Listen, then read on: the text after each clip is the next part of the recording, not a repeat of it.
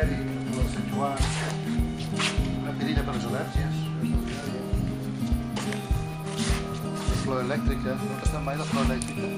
Una pillada. Les flors aquestes les fem, les fiquem dintre el xocolata d'un litre de llet, una flor o dos, i augmenta el sabor d'aquest xocolata. La moringa és l'arbre de la vida.